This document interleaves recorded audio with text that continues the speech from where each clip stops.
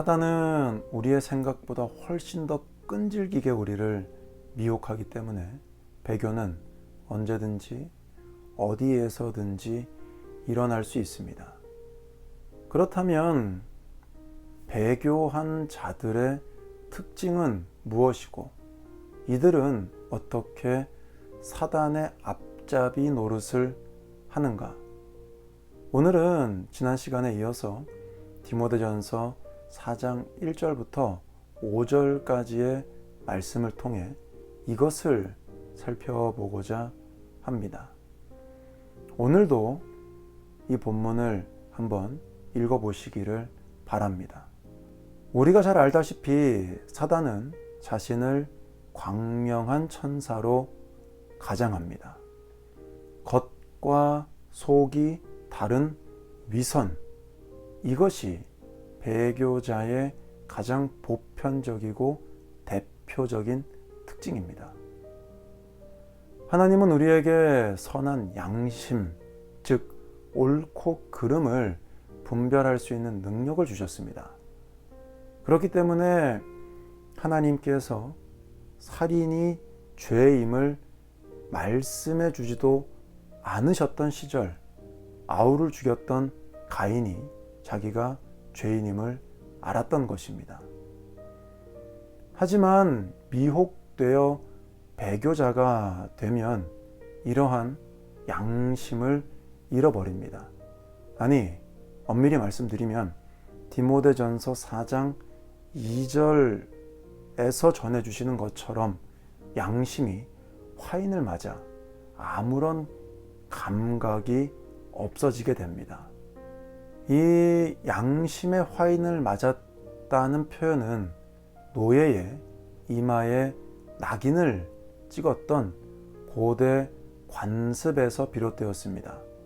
즉, 배교자, 위선자들은 이미 사단의 노예, 사단에게 속한 자들인 것입니다. 위선은 지난 시간 살펴본 미혹처럼 광범위하게 우리에게서 나타납니다.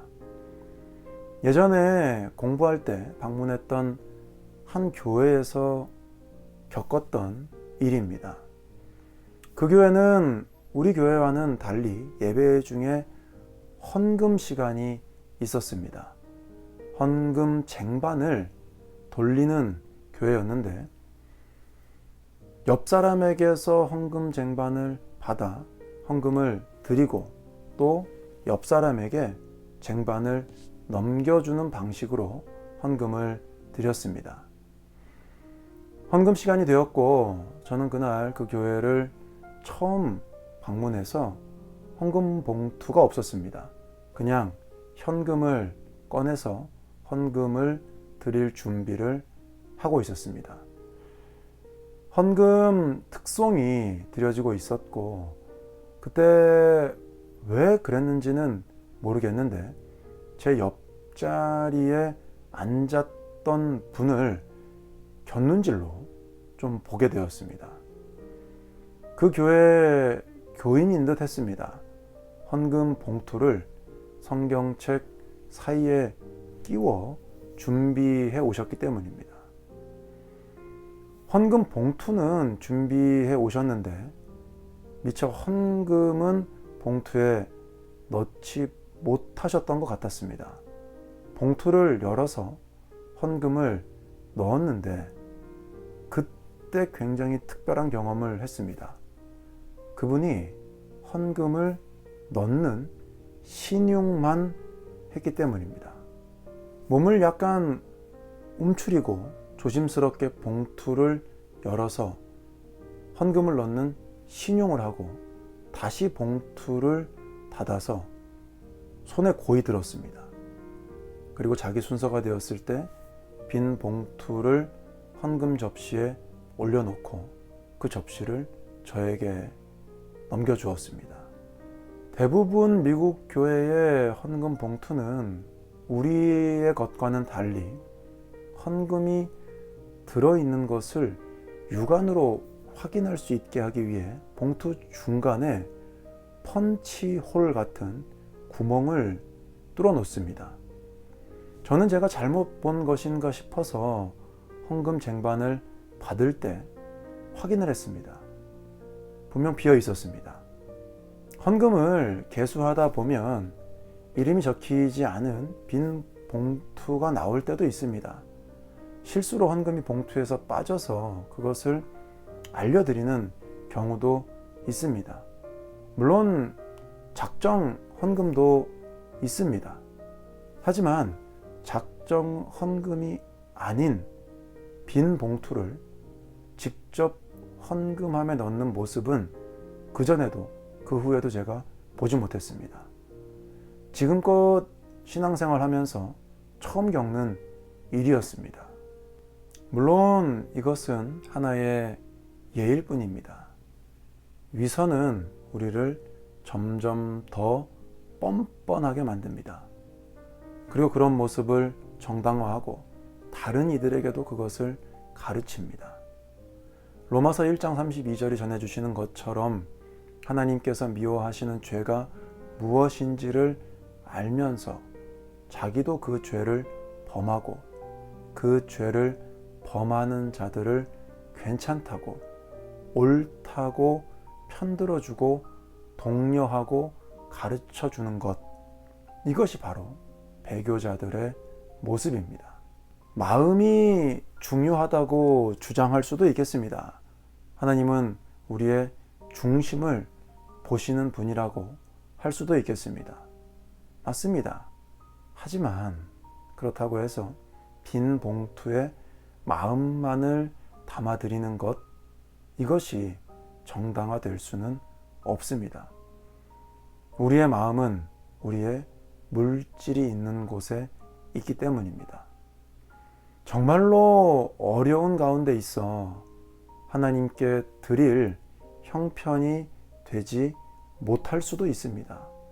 그럴 때는 그 모습 그대로 하나님께 나오면 되는 겁니다.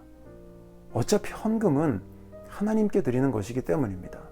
사람의 시선이나 눈에 보이는 봉투가 중요한 것이 아닙니다. 마땅히 드려야 하지만 드릴 수 없는 상황 가운데 있는 자신의 사정을 하나님께 아뢰면 됩니다. 죄송스러운 마음을 가지고 하나님께 드릴 수 있는 형편으로 인도해 주시기를, 채워 주시기를 간구하면 됩니다. 이것이 형식적으로 빈 봉투를 넣는 위선보다 훨씬 더 솔직하고 바른 신앙의 모습입니다. 말씀드렸듯 이것은 하나의 예일 뿐입니다. 양심에 화인 맞은 외식하는 배교자, 위선자는 모든 상황에서 어떻게든 자신을 정당화합니다. 반대로 믿음의 도리를 굳게 붙잡고 있는 자들은 모든 상황에서 죄인인 자신을 늘 돌아봅니다.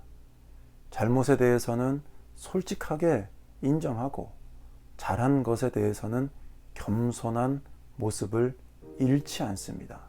외식하는 자, 위선자의 특징을 잘 깨달으실 수 있기를 바랍니다.